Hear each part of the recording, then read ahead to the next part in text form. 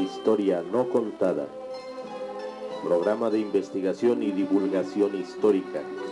Investigaciones realizadas con pruebas documentales, testificables y monumentales.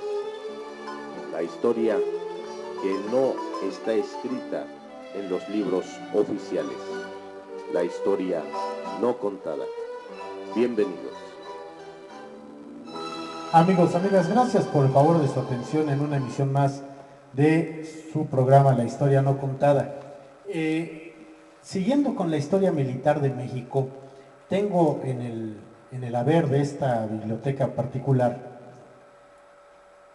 y archivo, mejor dicho, porque no está abierta al público,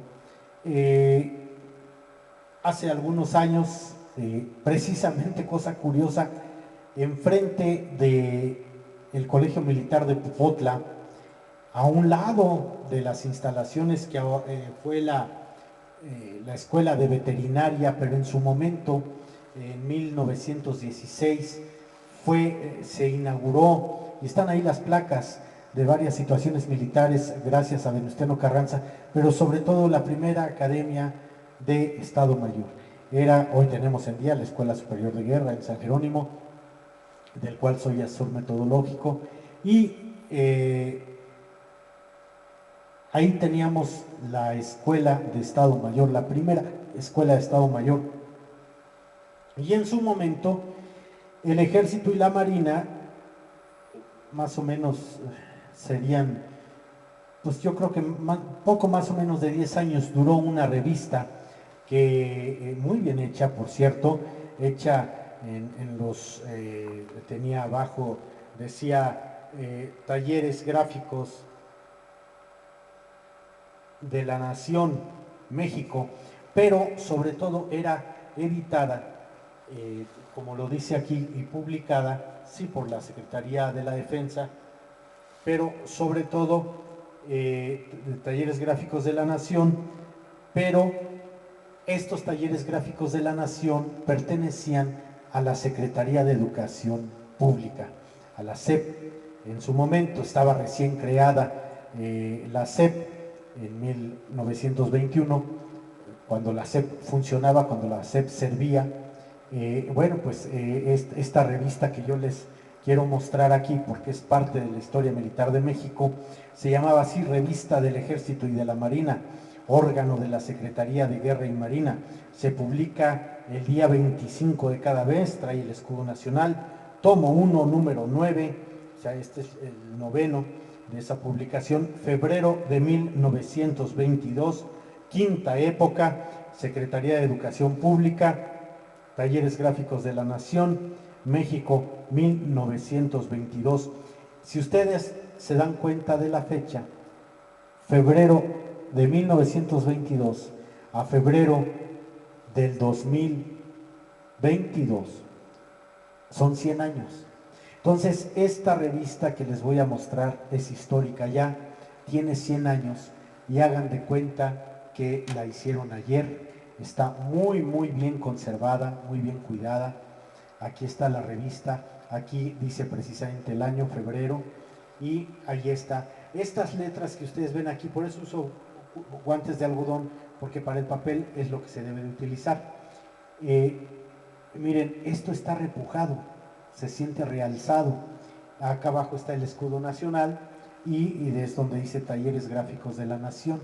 Una revista con bastantes artículos, y en donde precisamente, si la abrimos, les voy a ir diciendo que tiene, porque la tengo que tratar con mucho respeto, esta revista, pues por los contenidos, ¿verdad? Por la pieza que es. Nuevamente, bueno, lo que les acabo de leer de lo que dice está engarpada en su hechura. Miren, aquí está lo que dice Talleres Gráficos, lo de la revista, tal como se menciona, todo esto, bueno, de lo que está formada, hecha. Y sobre todo, nada más voy a leer los índices, el índice, porque traía también participación documental de otros países. Entonces, bueno, vienen los responsables de la comisión técnica, todos militares, con quien tienen que hablar. Bueno, en esta comisión, representantes del extranjero, había representantes de Estados Unidos, Guatemala, El Salvador, Honduras, Nicaragua, Venezuela, Perú, Chile, Bolivia, Portugal, Alemania, Japón, Francia, Inglaterra, España, Filipinas, Cuba, Brasil, Argentina y Paraguay. Y dice aquí, oficinas en Parque General de Ingenieros, Plaza de los Arcos de Belén, teléfonos, fíjense los teléfonos cómo eran, 6644 3718, Ericsson, porque Ericsson era una marca de teléfonos que tenía su propio sistema de líneas telefónicas.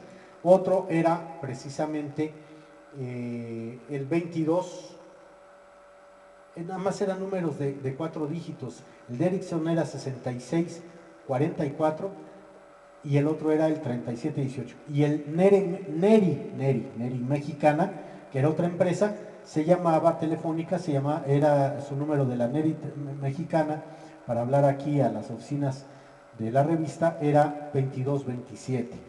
Dice, toda correspondencia debe dirigirse al apartado postal 53 bis, México DF, 1922. Y en su contenido esta revista va a tener, fíjense lo que era, dice, los nuevos medios de destrucción por el ingeniero Díaz de la Vega, anteproyecto sobre la ley de la instrucción militar obligatoria y forma de alistamiento del general brigadier Gustavo Salinas.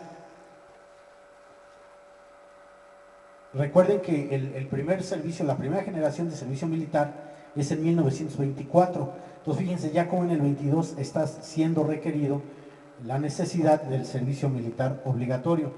Eso es en general. En la sección de caballería dice una imperiosa necesidad de nuestros regimientos de caballería por el varón Ernesto de Merck. Lecciones de equitación del comandante Dalmasi, algunos trozos de tácticas de caballería del coronel Rodolfo Casillas. En la sección de Marina, porque recuerden que era de Guerra y Marina, cuando todavía está el colegio militar en Chapultepec, sus últimos años, el escudo del colegio militar va a tener en medio del cestón o del escudo, va a tener el ancla, porque eran las dos disciplinas en un solo colegio.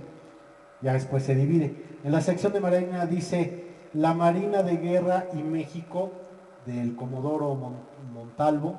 Luego dice la meteorología aplicada a las operaciones de guerra, del capitán de fragata Hernández Aceves. Escuelas de tropas de marinería, por el capitán de fragata Manuel Lozano. Luego viene una muy completa, viene una sección de aviación y dice el avión torpedo, por el capitán de fragata Hernández Aceves también. De la sección de ingeniería, el cálculo simplificado de estructuras metálicas, del ingeniero Ezequiel Cacho. Luego viene la sección de jurisprudencia, que nunca debe de faltar en la milicia,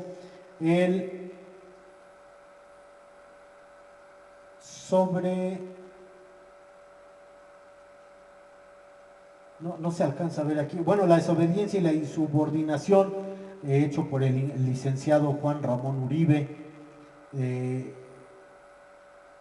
otro abogado, Ramón Águila, el sobreseimiento.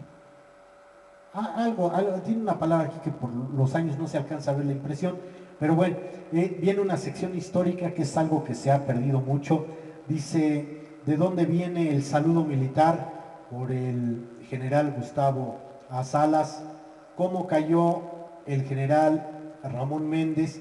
El general Ramón Méndez era el que fue el guarura personal, vamos a decirlo así, de Maximiliano. Y Ramón Méndez lo matan en el sitio de Querétaro, 1867, lo matan en la Alameda de Querétaro. Ahí fue fusilado. Entonces, Está muy interesante aquí, como hechos de la historia, dice cómo cayó el general Ramón Méndez por el licenciado Zayas Rodríguez. Y luego dice Jalatlaco, las batallas que hubo ahí por Aurelio Venegas, el descubrimiento del estrecho de Magallanes en Chile, Carlos Rodríguez, San Pedro. Y luego viene información nacional, información extranjera, sección amena, el ordenanza, pues alguna situación para lectura de Jiménez. Y bueno, pues viene por ejemplo, los nuevos medios de destrucción. Fíjense, estaba terminando, ya había terminado la Primera Guerra Mundial, y aquí en los nuevos medios de destrucción, que está tomado de febrero de 1922, número 2, del tomo 1, los gases asfixiantes, está marcado aquí. Pero dentro de todo aquello y cómo se usaban las máscaras, todo esto viene muy bien explicado, obviamente pues con las impresiones que se podían en su momento, la organización del ejército cubano, por información extranjera, pero hay una cosa muy interesante que a mí me llama mucho la atención, es que había un nuevo fusil, y les leo un poquito que dice aquí. Dice: el señor Rafael Mendoza, de Madera, Chihuahua, presentó a la Presidencia de la República un modelo de fusil México, llamado México, de su invención. Dicha arma está siendo estudiada en esta Secretaría y en vista del resultado que se obtenga, resolverá el gobierno acerca de la conveniencia de adoptarla en el ejército. El arma presentada por el señor Mendoza, muy seguramente el Mendoza que conocemos de los rifles, compases, desviadores para bicicleta, pistolas de salvo y munición, muy seguramente, estoy seguro, si no es el bisabuelo, el abuelo, pero es de la dinastía Mendoza. Dice, el arma presentada por el señor Mendoza es una carabina que exteriormente tiene la apariencia del sistema Mauser. Está formada en dos partes, de la anterior constituida por el cañón y la recámara con el aparato de puntería. Lleva en su parte posterior 4 tetones que sirven para ligarla a la culata. Está encubierta por la porción de caja y guardamano correspondientes. En fin, empieza a decir cómo está, obviamente con un lenguaje militar, cómo está confeccionada esta arma que el señor Mendoza propone. Y aquí está, era un tipo Mauser, aunque no es Mauser, tipo Mauser, que tenía sí la bala del 7.62 para precisamente la cartuchería de 5 y uno arriba pudiera ser. Y bueno, aquí les presento el esquema gráfico que ponían para esta arma. Ahí está. Entonces, obviamente esto que les muestro en su momento y por muchos años no salió al público, no, porque era de índole militar y estaba muy bien separado, muy bien coordinado, que no tenía que ver uno con el otro. Bueno, pues es breve este programa, pero sí quería participarles de esta revista que por ahí la encontré, les digo, enfrente del Colegio Militar, en un puesto de libros que se pone ahí saliendo del metro, y bueno, la conservo con mucho cariño porque también por esas épocas andaba en estos menesteres mi tío abuelo, del cual ya vendrá en el libro que estoy elaborando su parte de su vida. Miren aquí, por ejemplo, dice: el general general de división Francisco R. Serrano, que es el que va a atender por la presidencia de México y lo matan, presentado como secretario de Guerra y Marina, ya está tomando su juramento. El de abajo, la foto de abajo, ahorita se las enseño. Dice: el general Roberto Cruzo, en el acto de su protesta como subsecretario de Guerra y Marina. Miren las imágenes, esto realmente es para la historia. Están viendo las nuevas generaciones imágenes de gente, sino que fueron héroes, pero sí fueron parte de nuestra historia y tomaron participación en ella. Y bueno, pues esta revista que está, sí, un poquito color amarillenta, pero está, para tener 100 años está en muy buenas condiciones. Alumnos de la Escuela Superior de Guerra me la han solicitado, le han tomado fotografías, sobre todo de caballería, por las lecciones de equitación, o sea, cómo era, cómo se impartía el cálculo, cómo se impartían las ciencias militares hace 100 años. Es muy interesante y bueno, esta fue una probadita de lo que uno puede lograr buscando, investigando y encontrando estas piezas que para nosotros que nos gusta la historia militar de México, pues son piezas lo que le llamamos de garbanzo de libra. Amigos, amigas, gracias por el favor de su atención. Su amigo Ricardo Trillán se despide, esperando vernos muy pronto y muchísimas gracias por todo el apoyo recibido. Gracias, nos vemos hasta la próxima.